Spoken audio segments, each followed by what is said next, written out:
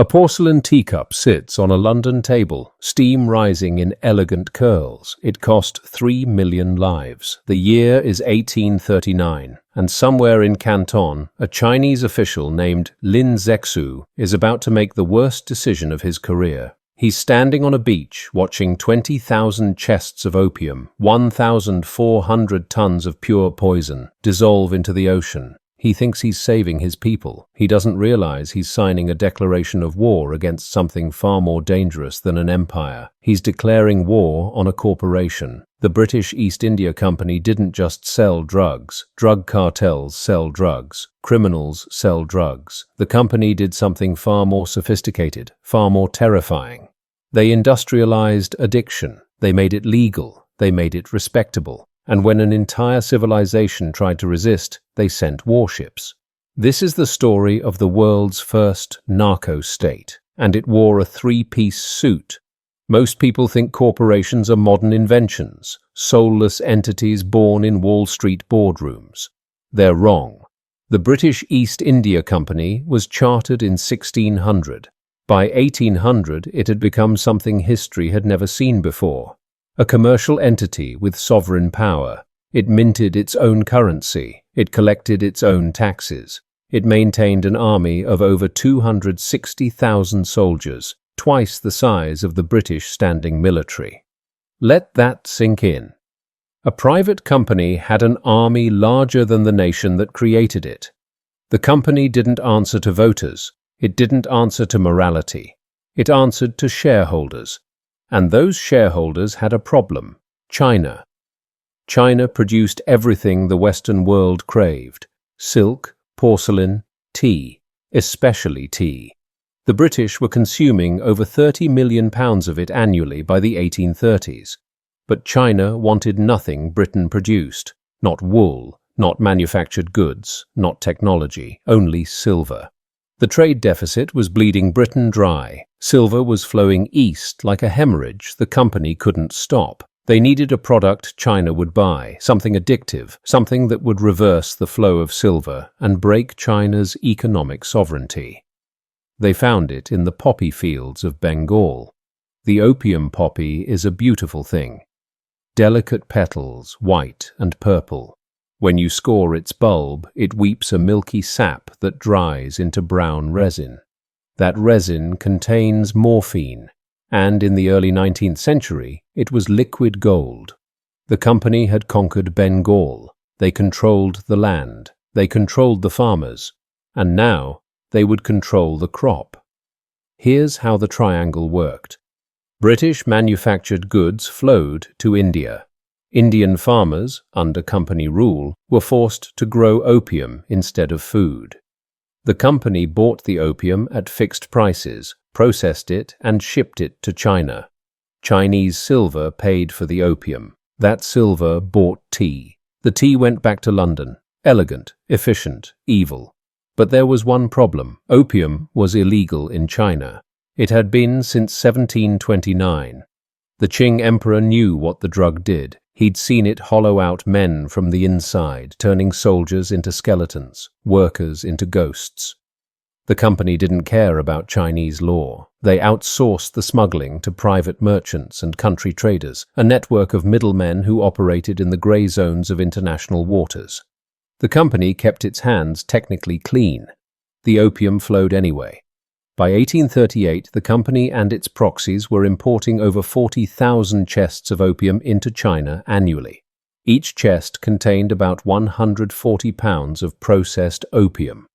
That's roughly 2.5 million kilograms of narcotics flooding into a nation every single year. The social cost was catastrophic. Estimates suggest that by the late 1830s, somewhere between 4 and 12 million Chinese were addicted. Soldiers, bureaucrats, laborers. The empire was rotting from within, and the rot smelled like burnt opium and economic dependency. The Qing court was desperate, and desperation makes men brave or foolish. Lin Zexu was not a revolutionary. He was a scholar official, a Confucian bureaucrat who believed in order, propriety, and the rule of law. In 1838, the emperor appointed him special imperial commissioner and sent him to Canton with a single mandate: stop the opium trade. Lin arrived in March 1839. Within weeks, he'd done something no one thought possible. He blockaded the foreign factories. He detained the merchants. He confiscated over 20,000 chests of opium, 1,400 tons, and destroyed it. He didn't steal it. He didn't ransom it. He destroyed it. He stood on that beach and watched 2 years' worth of company profits dissolve into the South China Sea. It was a moral victory, a righteous act of sovereignty. It was also the worst miscalculation in modern Chinese history, because Lin Zexu didn't understand what he was dealing with. He thought he was fighting British merchants. He thought this was a trade dispute. He wrote a letter to Queen Victoria, appealing to her conscience, asking why Britain would poison China with a substance they banned in their own country. The letter never reached her. Even if it had, it wouldn't have mattered. This wasn't about trade. This wasn't about morality. This was about capital, and capital, when threatened, does not negotiate. It sends gunboats. The British East India Company didn't have the authority to declare war, technically, but it had something better: influence, lobbyists, shareholders in Parliament, a media apparatus that could spin any atrocity into a defense of free trade. The rhetoric was masterful. They called it a violation of British sovereignty. They called it an attack on property rights. They made Lin Zexu, a man trying to save his people from mass addiction, into the aggressor. In 1840, Britain sent a fleet: 16 warships, 4 armed steamers, 27 transports carrying 4,000 soldiers. They weren't there to negotiate. They were there to collect a debt. This is what modern people don't understand about the Opium Wars. They weren't wars in the traditional sense. There were no grand battles between equal powers. It was a massacre. Chinese war junks with outdated cannons against British steam-powered warships with Congreve rockets and 68-pound guns. The British bombarded coastal cities. They blockaded ports. They seized islands. They moved up rivers and held entire cities hostage. And the terms of surrender? China had to pay reparations for the destroyed opium. They had to open 5 ports to British trade. They had to cede Hong Kong.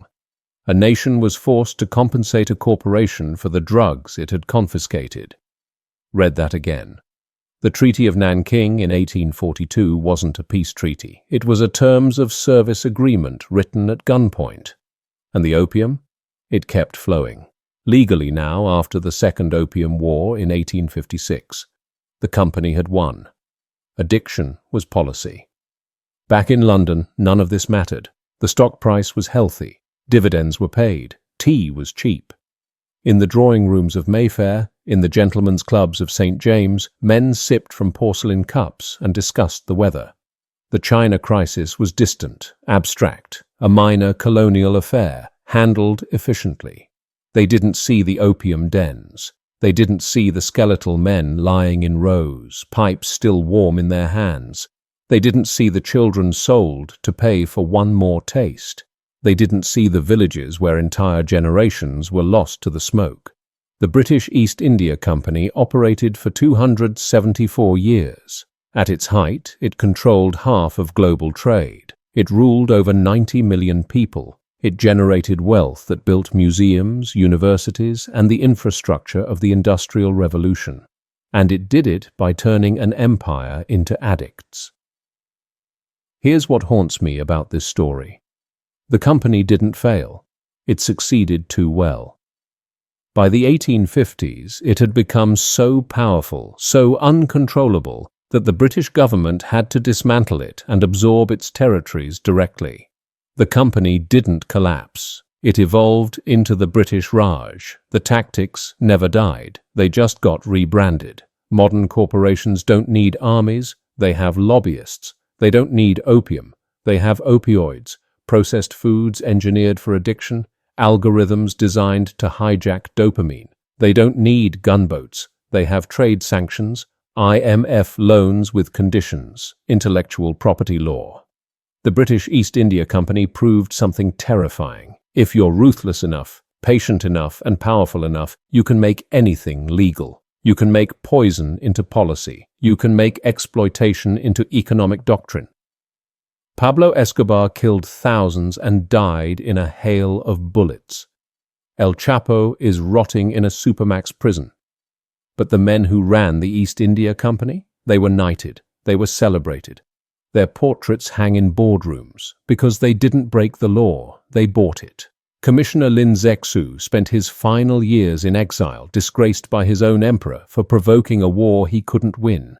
He died in 1850, still believing that righteousness could stand against capital. He was wrong. The teacup sits on the table, empty now. The steam has faded. But somewhere, in a ledger locked in a London vault, the interest is still compounding.